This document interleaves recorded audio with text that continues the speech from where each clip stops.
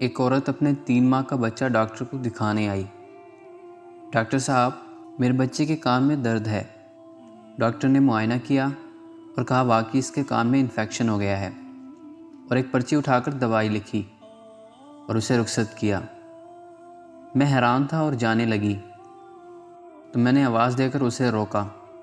وہ رک کر پیچھے دیکھنے لگی جیسے کچھ بھول گئی ہو۔ میں نے کہا بہن جی، آپ کا بچہ 3 ماہ اور 7 دن کا ہے جو بول بھی نہیں سکتا، تو آپ کو کیسے پتہ چلا کہ اس کے کان میں تکلیف ہے؟ وہ مسکرائی اور میری طرف رک کر کے کہنے لگی، بھائی جی آپ کان کی تکلیف پر حیران ہیں، میں اس کی رگ رگ سے واقف ہوں۔ یہ کب روتا ہے، کب جاگتا ہے، کب سوتا ہے، مجھے اس کا سارا پتہ ہوتا ہے، کیونکہ میں اس کی ماں ہوں۔ انسان کو جب کوئی تکلیف ہو تو اس کے دن بھر کا شیڈول بدل جاتا ہے، اور کھانے پینے، سونے جاگنے کے اوقات بدل جاتے ہیں، اور طبیعت خراب ہونے سے انسان ہر وقت بے چین رہتا ہے۔ کل رات سے میرا بچہ بھی مسلسل روئے جا رہا تھا۔ ساری رات جاگ کر میں نے اس کے ساتھ گزاری۔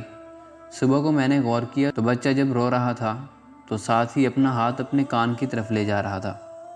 میں بچے کو اس کے باپ کے پاس لے گئی کہ اس کے کان میں درد ہے۔ وہ مجھے سوالیہ نظروں سے دیکھنے لگے کہ مجھے کیسے پتہ چلا۔ اس نے بچے کے کان پر ہاتھ رکھا تو بچہ اور زور سے رونے لگا، اور میں بھی بچے کی تکلیف دیکھ کر رونے لگی۔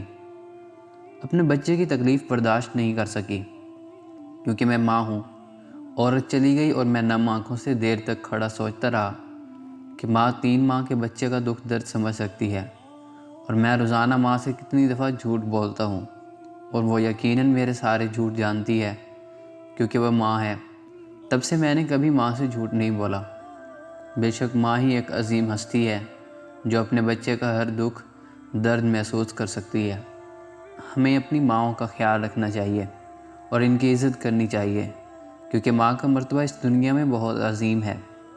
یہ اللہ تعالیٰ کی طرف سے ہمیں دیا ہوا تحفہ ہے۔ ہمیں ان کی قدر کرنی چاہیے اور انہیں کوئی بھی تکلیف نہیں دینی چاہیے۔